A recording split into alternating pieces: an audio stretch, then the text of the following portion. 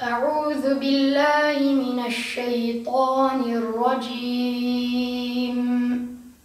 بسم الله الرحمن الرحيم.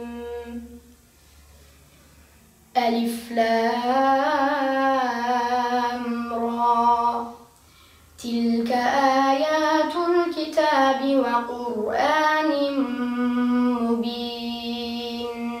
ربما يود الذين كفروا لو كانوا مسلمين. ذرهم يأكلوا ويتمتعوا ويلههم الأمل فسوف يعلمون. ما تسبق من أمة أجلها وما يستأخرون. وقالوا يا أيها الذي نزل عليه الذكر إنك لمجنون.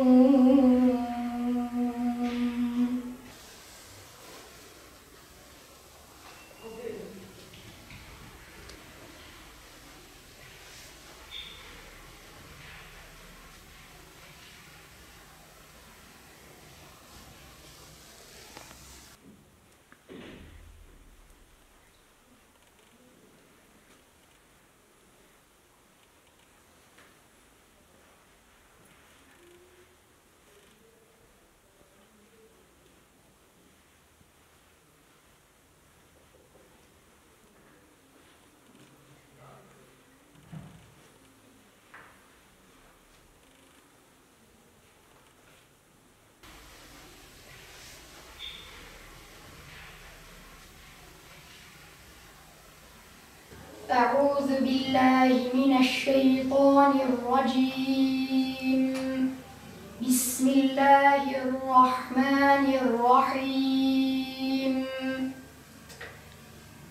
الحمد لله الذي أنزل على عبده الكتاب ولم يجعل له عوجا يقولون إلا كذبا. إذ أوى الفتية إلى الكهف فقالوا ربنا آتنا من لدنك رحمة وهيئ لنا من أمرنا رشدا. نحن نقص عليك نبأهم بالحق إنهم فتية آمنوا بربهم وزدناهم هدى. İlkokula giderken evimize yakın bir cami vardı. O camiye yaz tatillerinde gidiyordum. Cami ayrıyeten akşamlarda ders veriyordu. O camide okuyan kardeşlerim, bir de cami imamı vardı. Beni çok etkilediler. Orada hafız olmaya karar verdim. O camide biraz Kur'an-ı Kerim öğrendim. Hem o arada Kur'an-ı Kerim öğrenirken hem okula gidiyordum, hem de oraya her akşam gidiyordum. 3 yıl önce Hoşgör Fatih Kur'an kursuna kaydolmaya geldim. Çok şükür beni kabul ettiler, kayboldum. İlk bir yıl hazırlık süreci oldu. Hazırlık sürecini tamamladım. Sonra hocam beni hafıza başlattı. Adil Deliçey Hoca, Allah razı olsun kendisinden. Hafızamı 8 ay gibi bir zamanda tamamladım. Sonra bir sene hafızamı tekrar ettim. 2019 yılında Haziran ayında hafızlık sınavına girdim. Çok şükür icazetimi aldım. Herkese teşekkür ediyorum. Çok sevinçliyim hafız olduğum için. Ama önemli olan hafızlığı yaşayıp yaşatmak. İnşallah bu yolda ilerleyeceğim. Kur'an'a aşıktım. Çok hafız olmayı istiyordum. Annem de ayrıyeten çok istiyordu.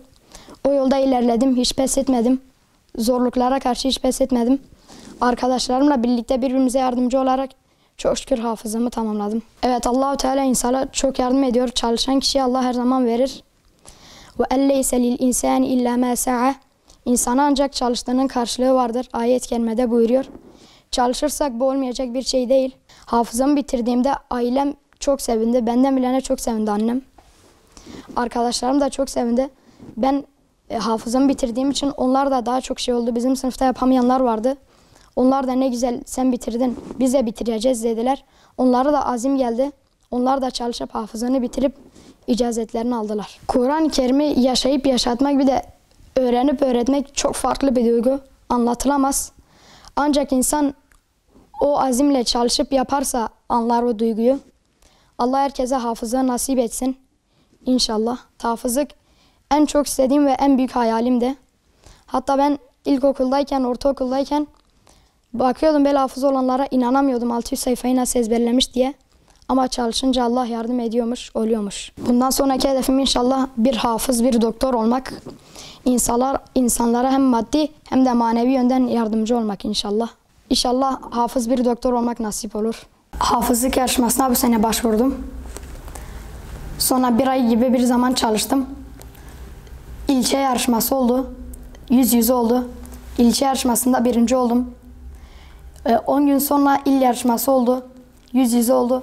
Onda da birinci oldum çok şükür. Ondan bir hafta sonra bölge yarışması oldu.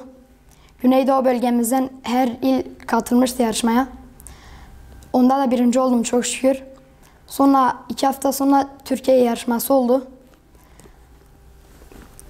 Sonra o yarışmaya da girdim.